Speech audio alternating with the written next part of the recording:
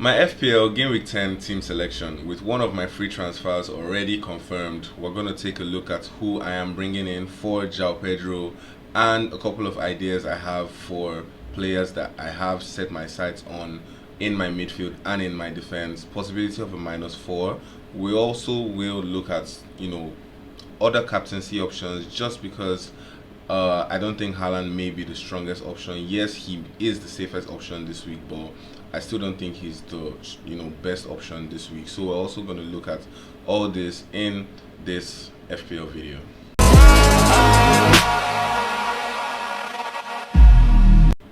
What's up, guys? Before we take a look at my Game Week 10 team selection, let's take a look at how my team fared in Game Week 9.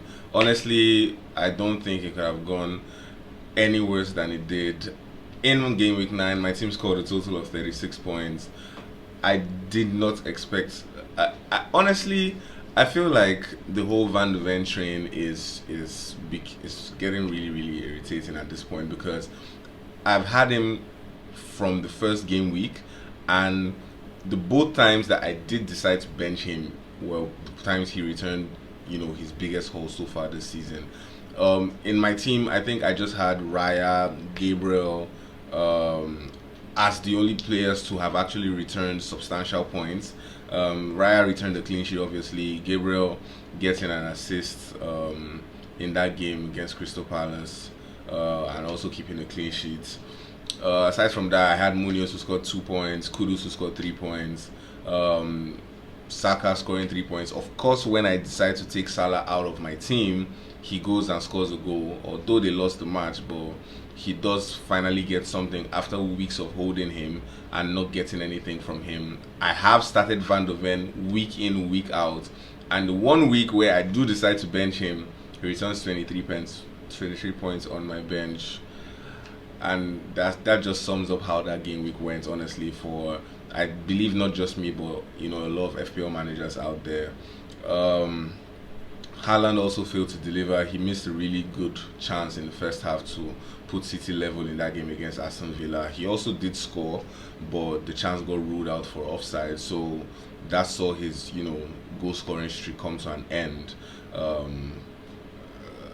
I had Wotemad as well, who was one of my transfer ins. He did hit the crossbar in that game, so which was quite unfortunate, because I think he played really well and could have gotten something out of that game.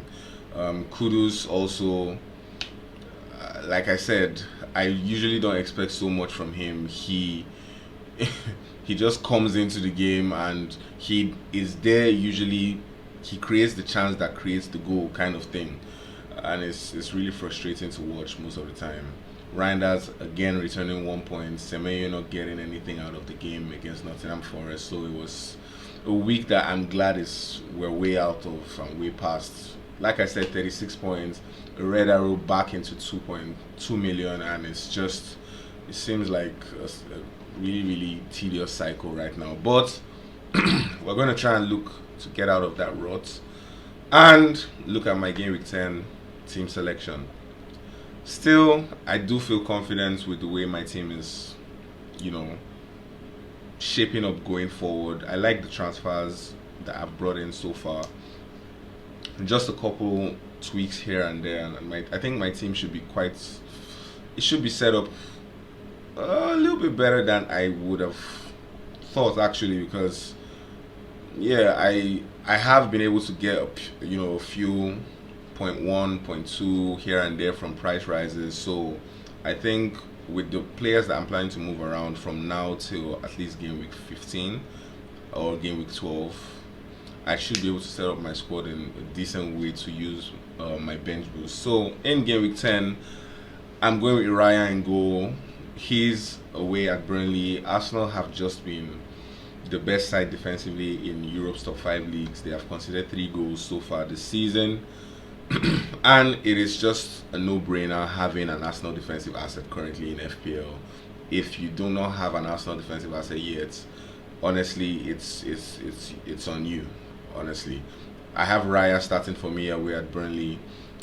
Also, I'm doubled up on Arsenal defense. Like I said, Gabriel is going to be my first defender starting for me as well. It seems like he has found his um, ways back to attacking returns so far. In the last 3 games for Arsenal, he has looked really, really threatening from set pieces. Again, like we know him, this is one of the reasons why we go for him in the Arsenal defense. Amongst my defenders, I also have Munoz at home to Brentford. He has been really good for Crystal Palace so far as well. He's going to be starting for me. I think Crystal Palace do get something in this game. I think they actually come away with a win. Brentford have been really good, taking nothing away from them. They have looked like a side, getting back into form. They did beat Liverpool over the weekend, and they won their game in the FA Cup as well comfortably. So it's not going to be, a really easy game for Crystal Palace. I don't even believe that Crystal Palace will keep a clean sheet in this game, but I think Crystal Palace will find a way to win this game. My third defender, and yes, it's funny, but I'm going to start Van de Ven. And no, I do not expect him to return 20 points or even half a quarter of what he did return in the last game week. But I don't know that I'm hell bent on making a defender, a defensive transfer, especially seeing that it's going to be for a minus. If I do decide to take a point hit this week, I'd rather it be in my midfield because I like the way my attack is looking at the moment. So if I do decide to take a minus, I would prefer it being in the midfield. And I don't really like the option of starting Goodmanson away at Brighton just because I know that they are going to concede as well. And Tosin's minutes aren't just nil. Plus, I don't trust Chelsea defense as well. I do think they will concede against Tottenham. So I'd rather just take the risk and go with Van de Ven starting for me. I could actually go for the likes of Dan Bond. I do have the money in my bank. I have 2.2 in my bank, which could actually allow me comfortably go from Tosin to Dan Bond and start him. But that would be for a point hit, which I don't know if I would love to take for a defender right now. Like I said, I prefer to take my point hit for a midfielder or an attacker. But moving on to my midfield, I have Kudus at home to Chelsea. Hopefully he does get something in this game. It's going to be a tough game. I don't know if they are going to score a lot of goals in this game because usually these kind of games are hard to predict. It could easily be a 1-0 game. It could also easily be a goal fest. So it could go either way. I'm just hoping that Kudus is able to get something in this game. My second midfielder is Bukayo Saka away at Burnley. He's looking like he's getting his match sharpness back. He scored in their FA Cup game against Brighton. He looks to still remain on penalty duties, which is really good for Saka owners. At the moment, he's my vice captain as well. So he's my second midfielder. Semenyo is my third away at Man City. He did get a goal last season at home for Bournemouth. He's still on really good goal scoring form. Yes, he hasn't scored in his last 2 games for Bournemouth, but City's defense still a little bit of questions here and there. So it may not be a game that City come away with a clean sheet from. Hopefully the goal or the assist comes from Semenyo. My fourth midfielder at the moment is Reinders. He did get a rest in the Carabao Cup game, so I think he slots right back into the starting lineup for this game against Bournemouth. I also am contemplating if I want to bring in Josh King because I think this is going to be my last game, his last game in my team, and I do like the fixture against Wolves. Wolves have been really terrible, and Fulham are at home as well. Josh King got his first goal for Fulham in the Carabao Cup, which should give him a lot of confidence coming into the Fulham starting 11 again if he does start against Wolves, playing in that number 10 position. So I think I may decide to go King ahead of Reinders. They both are minutes risk at the moment, so I think I could just play the gamble. I could also go from Reinders to the likes of possibly Ismail Assar. I could decide to go in Ndiaye.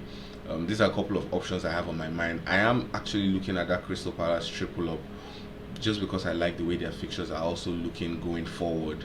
So having the potential of Munoz, Sarr and Mateta, which is basically the best Crystal Palace attacking trio at the moment, I don't see it as a bad option. The way I look at it, I could just go Josh King to Ismail Assar, or I could go Josh King to the likes of Ndiaye, like I said, who is on penalty duties for Everton.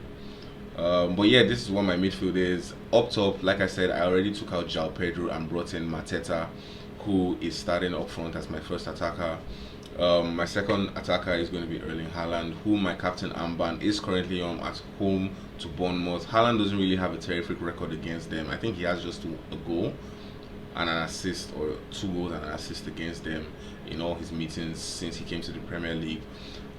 I'm not really confident on the captaincy on him. He could possibly get something from the game, but I feel a little bit, I feel tilted towards going for an Arsenal captaincy option. Maybe Saka. Gabriel is even a name that has been mentioned, recently going into the deadline. So I think Arsenal players may be the best options for captaincy, but safest bet is always Haaland, like we know. So if you do decide that you want to play it safe, you can leave your captain armband on Erling Haaland. But if you decide you want to chase rank, which is still really early in the season in my opinion, but if you decide that you want that risk to try and increase your rank, you could go for an Arsenal asset. If you have Gyökeres, also a good shout. You can go for captaining an Arsenal defender because there's almost a 90% chance that they do keep a clean sheet in that game. So captaining Gabriel, including his stress from set pieces, almost makes it like a tempting choice. Actually, he is one I'm considering. It's just heads or tails at the moment. My third attacker is Watermad, away at West Ham. They have been terrible from set pieces so far this season. Newcastle have been really good putting the balls in there for Watermad. I think he gets something in this game.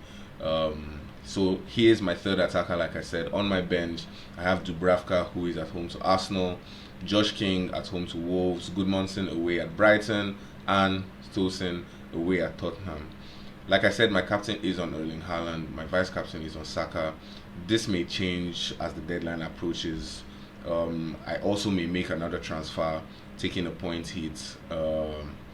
Like I mentioned, I have the likes of Enzo Fernandez, Ndiaye, and Ismail Assar on my watch list or my transfer target list for game week 10. I also may decide to just roll it and drop Reinders to the bench and start Josh King. It just all depends. My captaincy as well is still a bit shaky. I think Saka should be able to get something in this Burnley game, to be honest. Arsenal, I think Arsenal score a lot of goals in this game. Yeah, Burnley have been good defensively, but Arsenal are looking like a really, really formidable side at the moment, and I don't think Burnley scores. I think Arsenal come away with about 3 goals, 4 goals in this game. So an Arsenal attacking asset as your captain isn't a bad option in my opinion. So this is what my team is looking like.